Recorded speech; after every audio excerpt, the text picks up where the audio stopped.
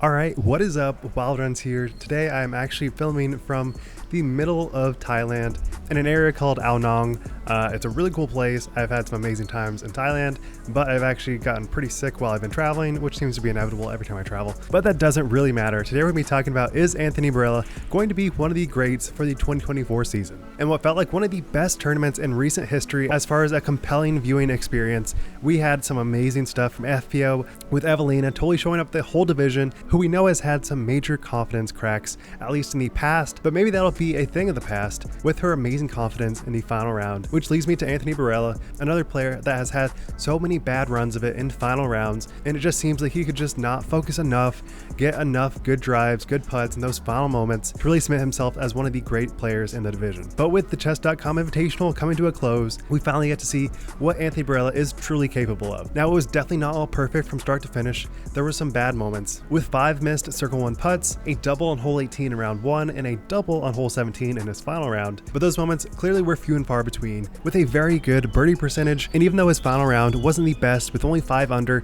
and 11 people beating him out in that round, he definitely had a little bit of nerves finishing out this tournament, but it clearly did not stop himself enough to capture this win. And I think it was very telling in his interview when he said this. It's just unbelievable. I've been waiting my whole life for this, and all the losses are worth it now. This feeling's amazing. Yeah, I got a little shaky down the stretch, but that comes with the nerves, and if you're not feeling them, you're not loving what you're doing, and I love disc golf.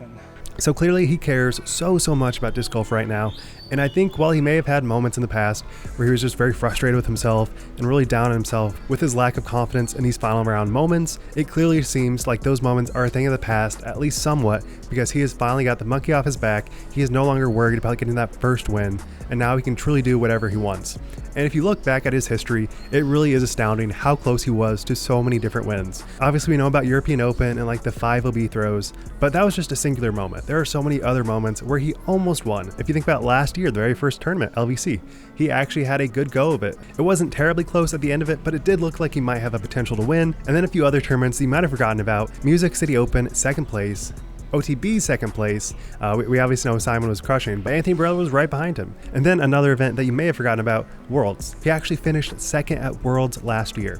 So he clearly has had so many potential runs at first place, but we just forget about it because we seemingly only care about first place. And speaking of 2nd place, sure, Ricky did give him a very good run of it, but there was no match for how good Anthony Barela truly was in this event. From start to finish, it looked like he was just so dominant off the tee pad. And while his circle 2 putts were non-existent at the final round, the first 2 rounds he had some banger putts that, looking back, it was so dialed in, perfectly dead center every single one of those putts that went in, and I think that shows a lot of confidence coming from Anthony Barela. So yes, I truly think that the fluke at European Open is a thing of the past. This new Anthony Barela seemingly has a lot more control of his distance shots. Specifically, those distance shots really do look like they're so dialed in, so confident, so easily thrown, that I think he's been doing a lot of practice in the offseason, because it clearly seems like every shot is going right up to the pin. No matter where the basket is, whether it's a hard left to right, hard right to left, dead straight, he seemingly has all these shots, and sure, distance did give him a bit of an advantage, but that was just one piece that led to this victory.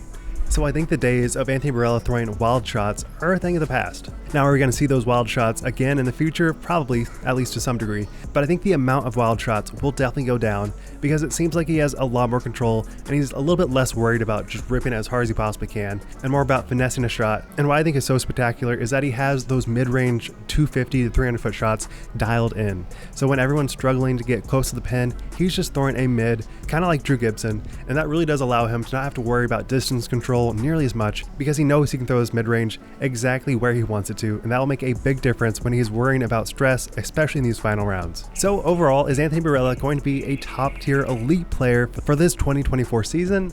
I think yes.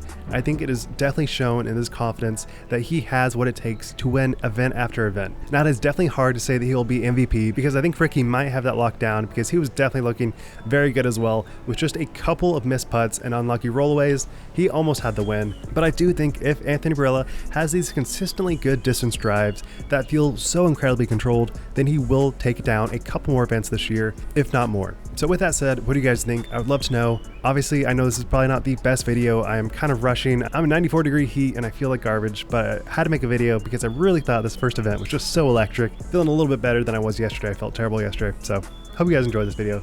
I have a lot more interesting stuff coming, and I really hope you guys enjoy. So with that, Wild Runs signing out. Peace.